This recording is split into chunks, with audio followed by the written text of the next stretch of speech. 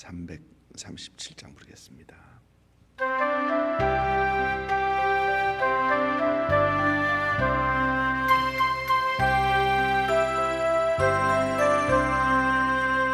내 모든 시험 무거운 짐을 주 예수 앞에 아뢰이면 근심에 쌓인 날 돌아보사 내 근심 모두 맡으시네. 무거운 짐을 나 홀로 지고 견디다 못해 쓰러질 때 불쌍히 여겨 구원해 주리 은혜의 주님 오직 예수.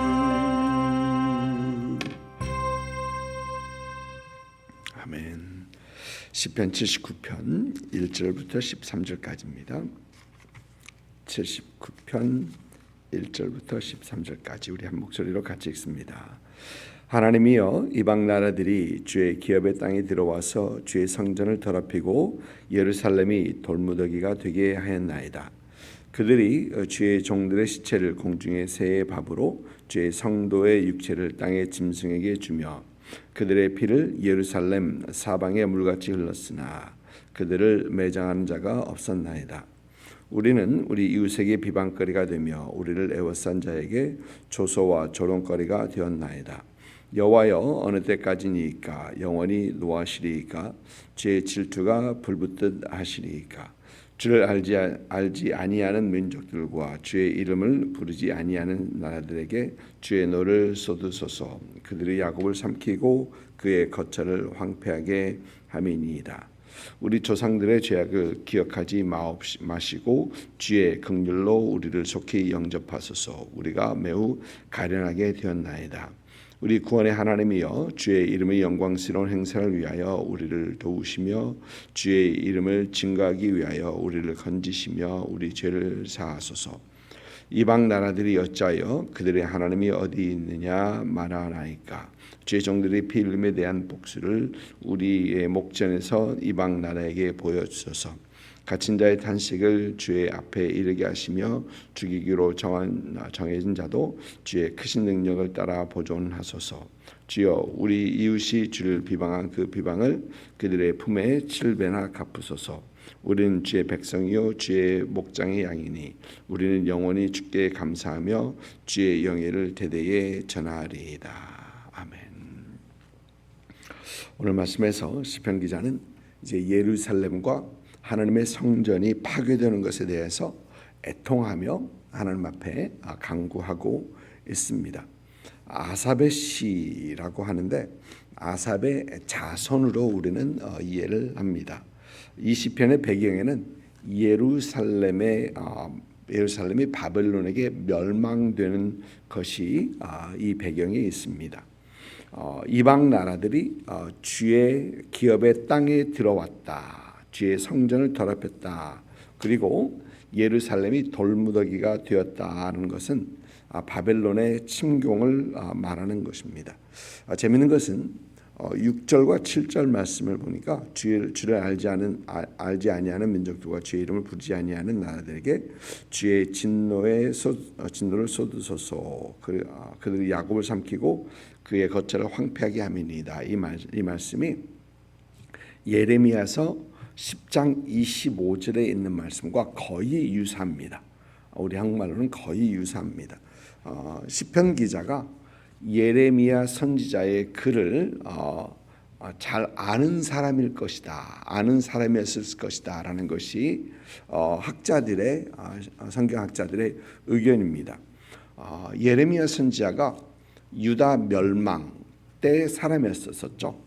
유다 멸망을 그대로 봤던 선지자가 예레미야 선지자인 것을 생각하면 시편 79편의 배경은 유다가 바벨론에게 멸망을 당한 그 상황이 그 뒷배경이다 하는 것입니다. 유다의 상황이 비참하다라는 것은 오늘 이 시인의 표현들에서 보면은 볼 수 있습니다.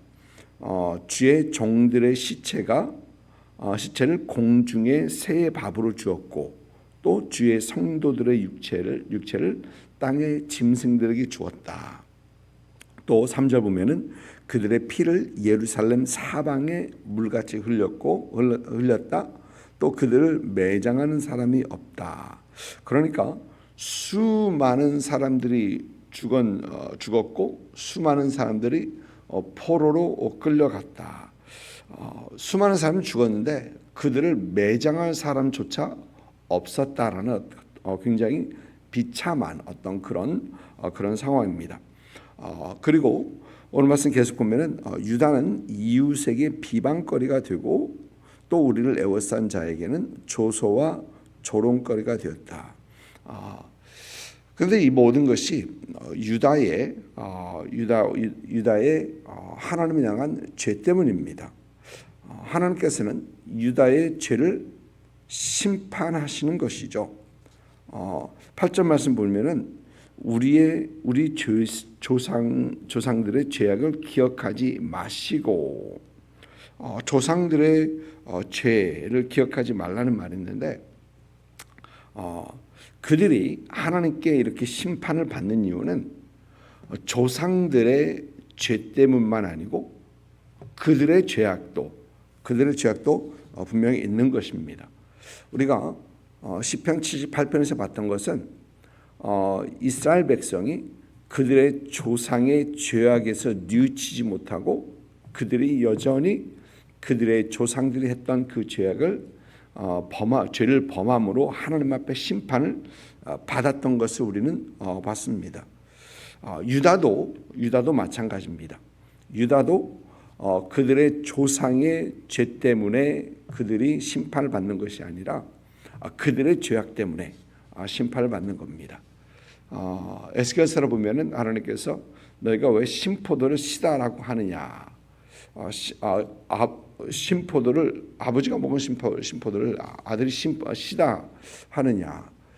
그러니까 각각 자신의 죄로 인하여 멸망을 받고 심판을 받을 것이다라고 우리 하나님께서는 분명히 말씀하십니다. 그들의 조상의 죄에서 뉘우치지 못하고 여전히 죄의 길을 걷고 하나님을 배신하고 불순종의 길을 걸었던 것입니다. 그리고 하나님께서는 이런 유다를 향해 바벨론을 들어서 심판하셨던 것입니다. 그런데 여기서 시인은 이 시편 기자는 이 유다의 멸망이 하나님께서 유다를 심판하는 그것이 유다의 문제일 뿐만 아니라 하나님의 문제라고 그것을 제시합니다.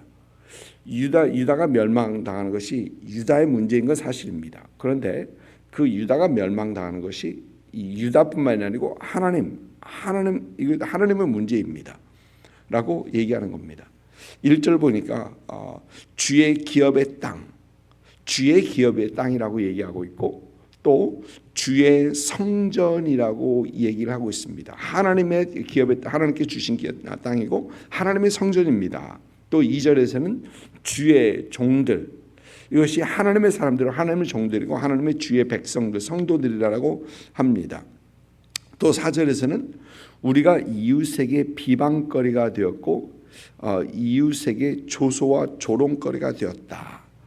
하나님의 백성이 유다가 조롱을 받는 그것은 결국 하나님이 조롱받는 것이다라고 얘기하는 겁니다.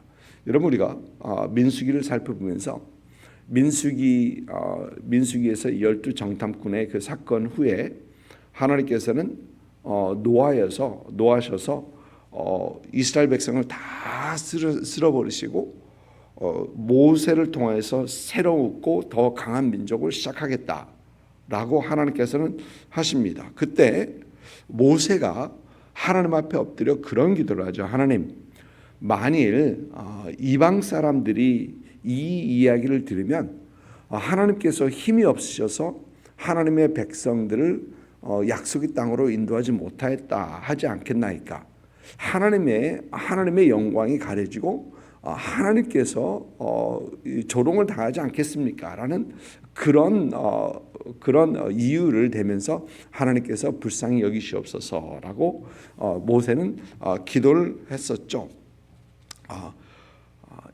이스라엘을 향한 비방, 유다를 향한 비방이 유다를 향한 조소와 조롱은 하나님을 향한 비방이고 하나님을 향한 조소와 조롱이다라고 지금 시인은 그렇게 주장하면서 하나님 앞에 나아가는 것입니다. 그래서 하나님께서는 그들을 불쌍히 여기시고 구원하시고 또 대적들에게 그렇게 조롱하는 대적들에게 하나님의 진노를 쏟으셔야 하지 않겠습니까? 라고 얘기하는 겁니다.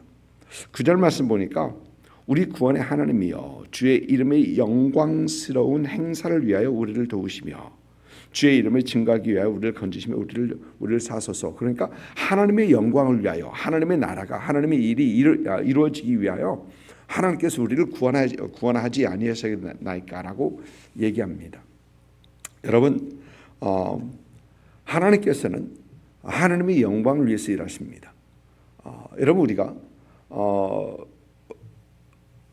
하나님 앞에 간구할 때 하나님께서 들으시는 기도를 들으시는 그것 중에 가장 빠른 길 중에 하나는 저는 그렇게 생각합니다. 하나님 이것을 행하시면 제가 이것을 행하시는 분은 하나님이심을 인정하겠습니다. 그리고 하나님께서 하신 일들을 제가 말하겠습니다. 하나님을 드러내겠다라는 겁니다. 하나님께서 하신 것을 인정하고 하나님께서 하나님을 드러내고 하나님 앞에 영광을 올려드리겠습니다라고 라는 것. 하나님 불쌍히 여기시옵소서. 그러면 하나님께서 불쌍히 여기실 이유를 줘야 되지 않겠습니까? 하나님께서 행하시옵소서. 그러면 행하실 이유를 줘야 되는데 그 이유는 하나님의 영광이고 하나님의 이름이 드러나는 것이다라는 것입니다. 하나님께서 행하실 수 있도록 하나님의 영광을 드러낼 수 있도록 역사하시옵소서라고 기도하는 겁니다. 이 문제가 하나님의 문제입니다. 내가 당하고 있는 문제가 지금 하나님의 문제입니다라고 제시하는 것입니다. 오늘 말씀 다시 한번 보면 시인의 간구를 보니까 시인의 간구는 하나님의 언약과 하나님과의 그 관계에 기반하고 있습니다. 1절 보니까 주의 기업의 땅, 우리가 살고 있는 이 땅은 하나님의 기업입니다. 하나님과의 전혀 관계 없는 곳이 아니라 하나님께서 주신 하나님과 관계가 있는 그런 땅입니다. 또 주의 성전, 주의 종, 주의 성도 이렇게 얘기를 하고 있습니다. 주의 이름을 부르는 민족이라고 하고 또 13절을 보면은 우리는 주의 백성이요 주의 목장이 양이다라고 합니다. 지금 시인은 하나님과의 그 관계를 말하면서 하나님께서 우리를 구원하셔야 할 그런 이유 그리고 내가 하나님 앞에 간구할 수 있는 그 이유를 지금 말하는 겁니다. 하나님 저 알지 않습니까? 하나님과 관계에 있는 사람이지 않습니까? 라고 하면서 간구하는 겁니다. 여러분 우리 주님께서 요한복음 보니까 요한복음에서 지금까지 너희가 내 이름으로 구하지 않았으나 구하라 그리하면 이루리라 라고 하죠. 내 이름으로 구하면 모든 것을 무엇인지 주님께서 들어주시겠다라고 하십니다. 여러분 우리 주님의 이름으로 구한다는 것이 무엇을 말하는 겁니까? 그것은 주님과의 관계 속에서 구하는 겁니다. 주님과의 관계를 기대하면서 여러분 주님과 아무런 관계도 맺지 않는 사람은 주님의 이름으로 구하지 않습니다. 가끔 기도하는 사람들 보니까 기도를 하는데 믿지 않는 사람들이 하는 기도죠. 기도를 하는데 쭉 기도하고 맨 마지막에 우리는 예수님 이름으로 기도합니다라고 기도하는데 이런 쭉 기도하고 그것도 아멘하고 바로 끝냅니다. 예수님 이름으로 기도합니다는 안 합니다. 물론 몰라서 그럴 수도 있겠습니다만은 하나님과의 관계가 없는 거예요. 그러니까 주님의 이름으로 기도하지 못하는 겁니다. 여러분 우리가 누구의 이름을 사용하려면 누가 나를 보내서 왔는데 라고 할 것 같으면 그 사람과의 관계가 있어야지 그 사람의 이름을 사용할 수 있는 것이죠. 그래서 우리가 주님 앞에 우리가 기도할 때 우리가 예수님의 이름으로 기도합니다 라고 할 때는 예수님께서 하신 그 모든 것, 예수님께서 하시고 예수님께서 나를 구원하시고 나와 그 관계 속에 있는 그 예수님과의 예수님의 이름으로 우리가 기도하는 것입니다. 오늘 말씀을 보면 시인은 이 유다가 처한 상황에서 그가 할 수 있는 일이 아무것도 없음을 압니다. 그리고 그가 할 수 있는 것은 오직 하나님과의 관계를 기억하는 것. 하나님께서 심판하시지만 아직도 완전히 버리시지 않은 것, 그리고 하나님과의 그 어떤 짧은 위태위태한 그 관계를 여전히 붙잡고 있는 것입니다. 지금 심판을 당하고 있지만 여전히 하나님 붙잡고 있는, 또 그 관계를 기초로 해서 기반으로 해서 하나님 앞에 간구하고 있는 그런 시인의 모습을 우리는 보게 됩니다. 우리가 힘들 때 우리와 관계 속에 계신 그 하나님을 기억하고 간구하는 우리가 되어야 합니다. 어느 분 보니까 어느 분의 기도 제목이 굉장히 간단했어요. 간단한데 그 기도 제목은 아버지 몸 건강 지켜주세요. 근데 저는 그걸 보면서 처음 그 아버지라는 그 말이 여전히 하나님과의 그 관계 속에 있는 하나님을 아버지로 여기시는 그분이시구나. 그 급한 상황 속에서 부를 수 있는 게 딱 하나밖에 없다는 겁니다. 아버지, 나를 건강하게 해주세요. 그 여전히 하나님 붙잡고 있는 그분을 보면서 저도 함께 기도하는데, 관계를 붙잡고 기도하는 것, 하나님의 아버지 되심을 붙잡고 그 관계 속에서 간구하는 것, 참 우리에게 꼭 필요한 것이다라는 것입니다. 어떤 상황 속에서도 우리를 사랑하시고 우리를 자녀 삼으신 그 하나님과의 관계를 잊지 않고 그 관계 속에서 하나님 앞에 간구하시는, 그러므로 응답 받으시고 하나님 앞에 영광 올려드리시는 여러분들 되시기를 주님의 이름으로 축복드립니다. 기도하겠습니다.